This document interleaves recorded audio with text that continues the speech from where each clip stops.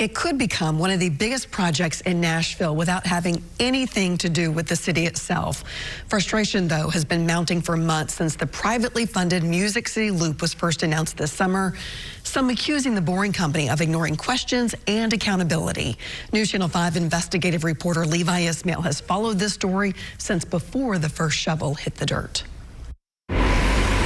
What started as a simple green fence to the now massive hole in the ground and delivery of this tunnel digging machine is how we know the Music City Loop has come a long way since July. This might just be the coolest announcement that we've made since I've been here. Usually with one of these year-end stories, we focus on how we got here and what we expect in the future. But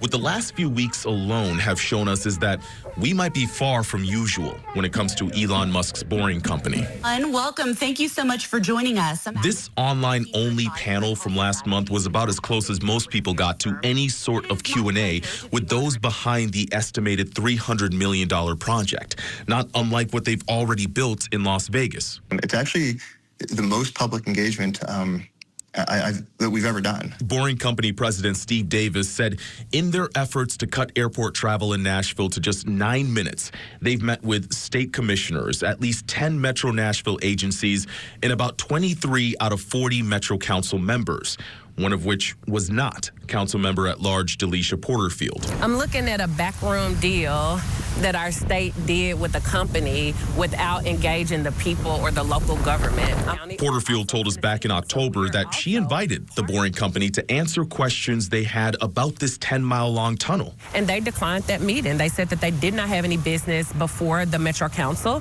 that they were working with the state, and that while they were committed to transparency and community engagement, they would not meet with us. News Channel 5 Investigates tried multiple times over months to request an interview with the Boring Company, but have not heard back. Meanwhile, Porterfield filed a resolution opposing the tunnel, citing a lack of transparency, inadequate community engagement, and troubling labor and safety practices. More on that later, but this doesn't stop the tunnel. It simply makes clear that the city is taking a stand against something that in 6 months could forever change Nashville.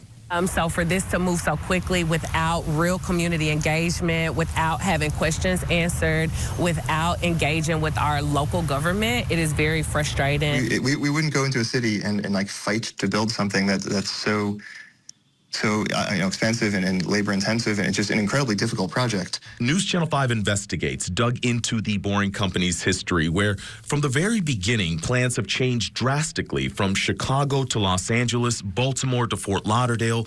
But what always stayed constant was that every one of those cities had the final say before even one hole appeared, and ultimately plans were scrapped.